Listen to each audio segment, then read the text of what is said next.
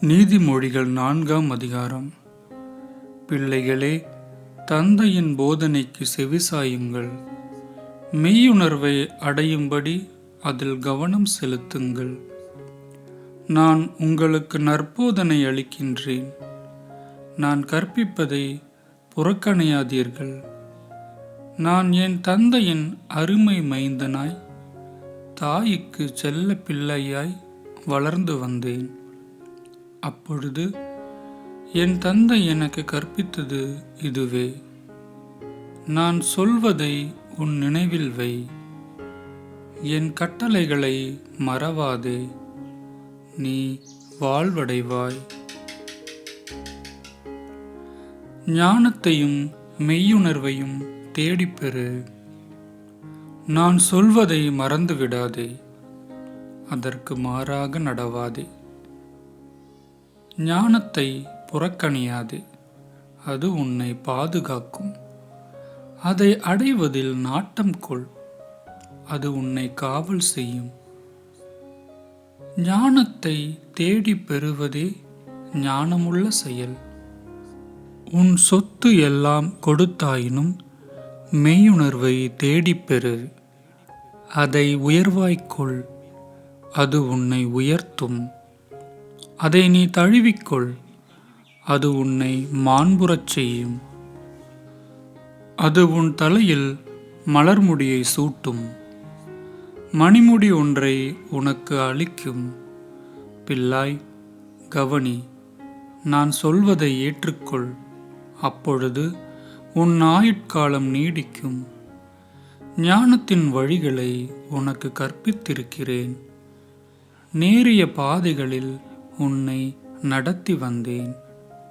நீ நடக்கும்போது உன் கால் சறுக்காது, நீ ஓடினாலும் இடறிவிட மாட்டாய்.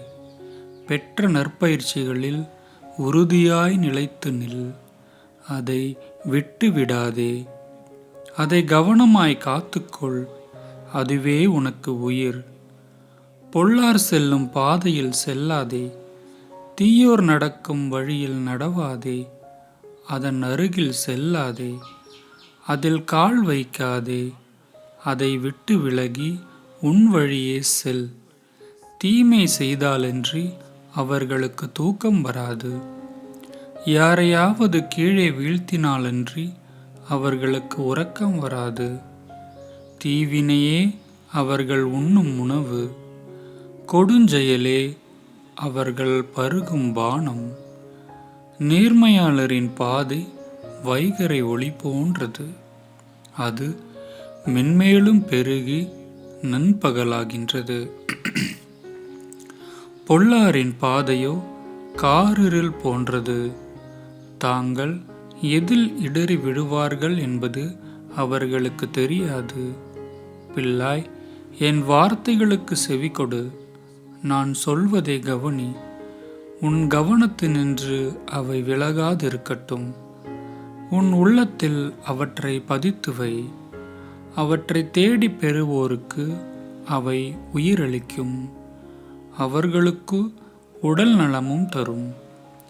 விழிப்பாயிருந்து உன் இதயத்தை காவல் செய், ஏனெனில் அதனின்று பிறப்பவை உன் வாழ்க்கையின் போக்கை உறுதி செய்யும்.